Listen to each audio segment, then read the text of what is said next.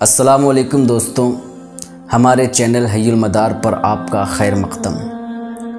क्या आपने कभी सोचा कि हज़रत अहमद बदियुद्दीन ज़िंदा शाह मदार ज़िल्लाह ताला अन्हु की भूख प्यास नींद सल्ब हो जाने का सबसे अहम सबब क्या था?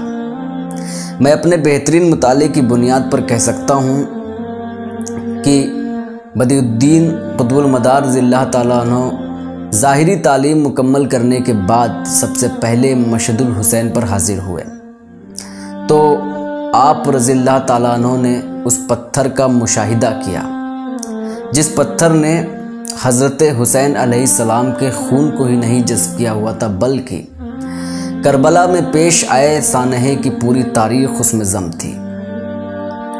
उस पत्थर में अहले बैत पर जुल्म तशद्दुद की दिल दहला देने वाली दास्तान थी। जफाकारों सितमशियार कूफियों की बेमुरव्वती और बेदीनी का मुजाहिरा था। हुसैनी काफिले को रेगज़ारे करबला में इकामत पजीरी की मजबूरी थी। उस पत्थर में फुरात के आवे रवां पे बंदिश अहले बैत के नन्हे नन्हे तशना लब बच्चों पर भूखो प्यास की शिद्दत का दिलसोज मंजर था।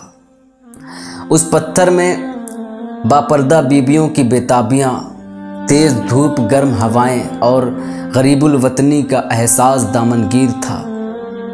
उस पत्थर में 22,000 मुसल्लह बेलगाम लश्कर जर्रार का हर फर्द बेईमान था और 72 अफराद पर मुश्तमिल खेमे के डंडों के साथ दिफा का अज़्म और मुस्तहकम ईमान था।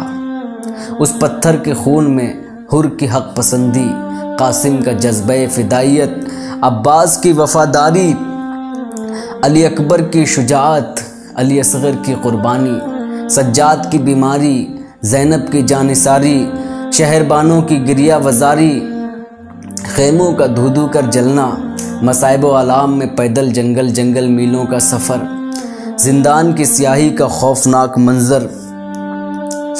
इसके अलावा उस पत्थर में उस अजीम कुर्बानी का एक पहलू और था जो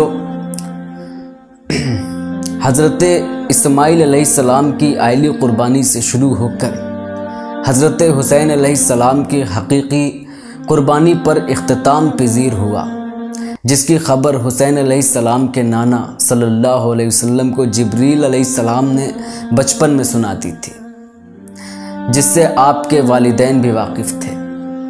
क्या था जो उस पत्थर में नहीं था, जिसको क़ुतबुल मदार रज़ियल्लाहु ताला अन्हु ने महसूस न किया हो? ये सब मुशाहिदे में आने के बाद कौन है जिसको भूख को प्यास लगेगी और सुकून की नींद सोएगा? वमा तौफ़ीक़ इल्ला बिल्लाह।